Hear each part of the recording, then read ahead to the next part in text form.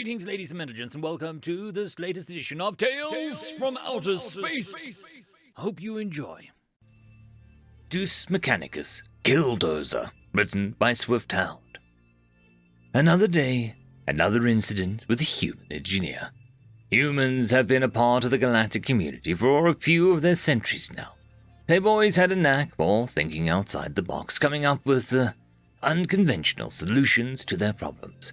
The examples are numerous, but some famous ones include the time a human proved the false vacuum decay existed by trying it in a heavily secured setting. They even did it on the furthest possible point in the galaxy from other civilizations, giving the closest known outpost a nice 10,000 years or so before the effects would hit them. The experiment worked in the containing and resulting action, luckily. The scientist in question was thanked for their contribution to science and was promptly sent to a technological dead zone called the Atmosphere, where most technology is banned. The other example I'll list is the time a human chemist created a long-sought all-in-one cure for cancer. Turns out that the secret ingredient was indeed hard liquor they poured into their ongoing experiment. The human was heavily intoxicated and by some forsaken god's whim got the idea while passed out. He woke up in his laboratory and just poured the remainder of the bottle into his experiment. The resulting concoction, with the slight modifications depending on the receiver, is able to kill cancer cells at a 10,000 to 1 ratio. This meant that the largest tumors could easily be targeted and killed off whilst causing insignificant damage to healthy tissue. The result, while not directly applicable to Xenos, was the cornerstone for the current treatment and courses for most sapiens. What this means is that the humans can and will not restrain themselves to reasonable means after they feel that they have proven unsuccessful. Humans will, at the moment they break their psyche, concoct ideas so outrightly idiotic and outlandish that I'm afraid of what they will do. The higher in education a human receives, the larger the threat they wield in their hands. An uneducated human is capable of your basic everyday misdeeds. Someone with an engineering degree is capable of insurmountable feats of destruction and madness.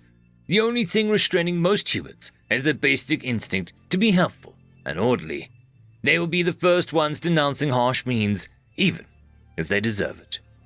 Most humans, because there are always outliers, humans born without empathy or remorse are dangerous, just like in any species. But the most dangerous ones are those who have been bent and broken from stress and strain, driven out of the comfortable fields of sanity and into the pits of madness and contempt. Such is the case of what ultimately caused the major change in how galactic powers and megacorporations operate with each other.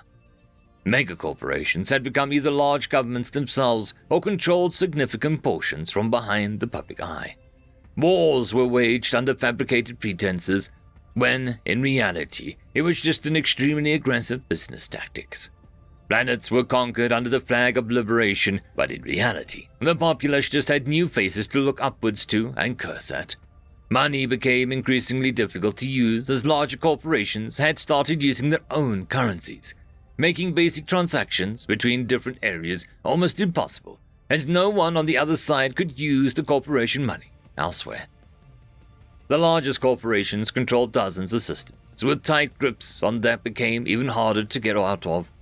Governments could do nothing, as their laws became impossible to police, not that the well-paid off officials wanted to. Bribes were sometimes even purported as salary, but at that point, no one could really fight back. Snitching on someone to the same someone really doesn't work out unless your goal was being taken for a naked spacewalk. This went on for a few decades with increasingly brutal shows of power. A horrible time in the history of the galaxy. Of course, most had started to resent the corporations, but their grip was too tight for normal people to start anything real. Getting caught meant being fired, which, in a system where all your money came from a single source that you could not use anymore, made you an outcast in moments. Some revolts started but faded out. Sometimes they even completed their tasks and reclaimed control of systems.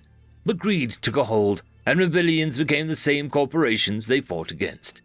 A few even kept the original corporation's name. The lines between species blurred, as everyone was simply working for a corporation. No real winner species could be selected from the bunch, even if some did generally better than others. It was an all-out lawless time, as everyone tried to do what was best for themselves, and only themselves. Helping someone meant that they could be promoted instead of you. The different corporations had their own information systems, meaning that interstellar news became extinct. No news from other systems would be heard by public on the other side. Corporations kept their populace in small bubbles and only fed them what they wanted to tell. A single system could fall out of control, but no one could see it happen. There was nothing unifying the galaxy anymore, no community beyond what business transactions and corporations lorded over.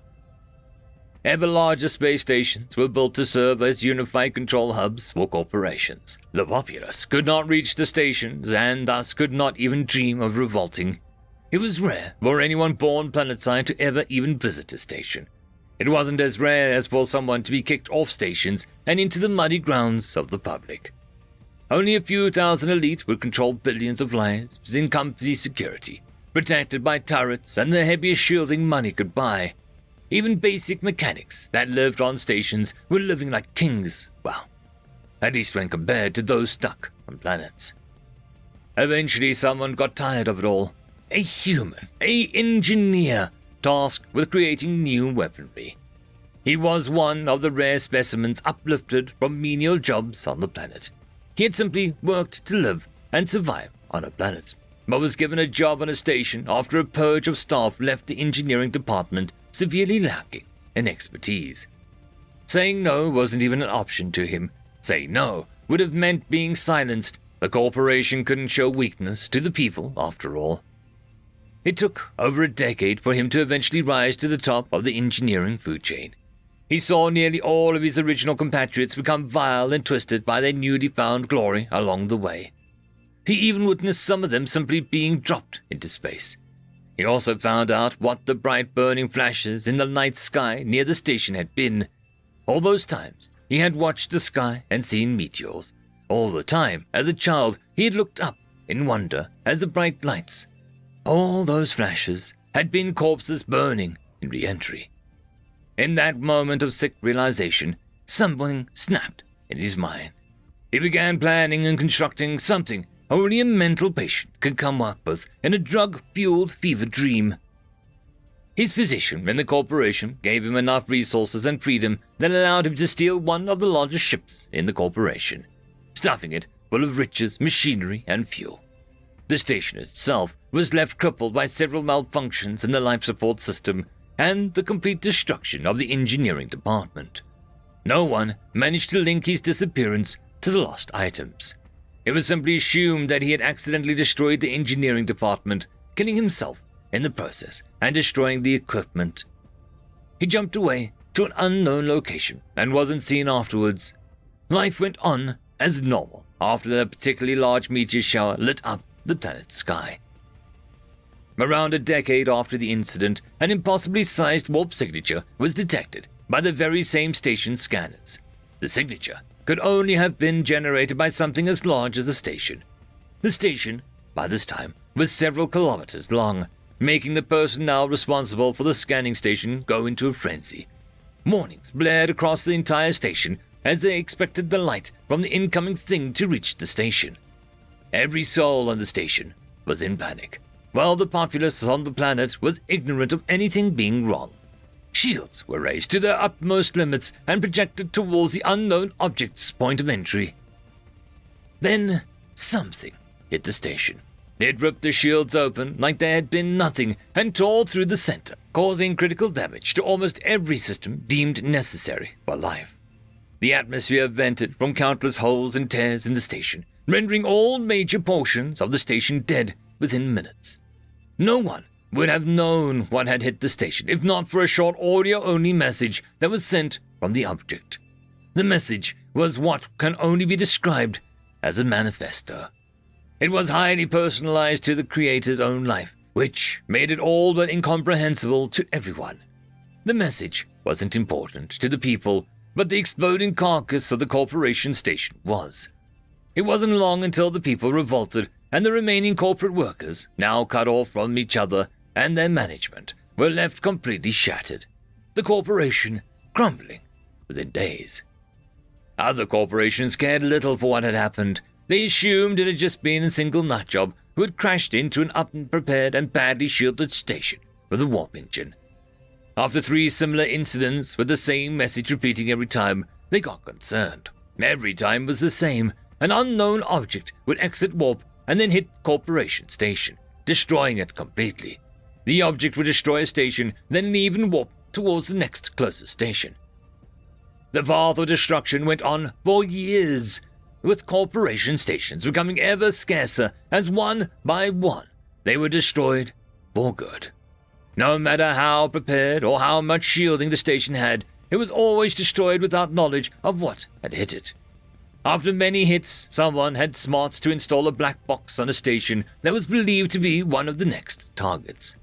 The box could be measured every single scanner and sensor reading from the entire station. They hoped that it would bring in some insight to it all. It did, in fact, give insight to the issue. The result terrified the megacorporation so much that it freely shared the information it had gotten. The still unknown object was traveling at what the computer rounded up to 100% the speed of light. The black box was able to calculate up to 16,000 digits, but after that, it would round up to the number. This explained why the object gave off such an astounding warp signature. Its speed was the highest recorded in history. Sure, warp speeds you up to faster than light, but it doesn't work for multiple strikes. The result from warp bubble hitting significant amounts of matter is also cataclysmic to everything nearby, so using a warp bubble offensively would have destroyed the object during the first attack. Most stations also have warp inhibitors to prevent attacks from warp missiles. Someone had built the perfect, unstoppable weapon and aimed it at every single corporation station. With corporate stations beginning to number in the 2 digits, it was the beginning of a new time.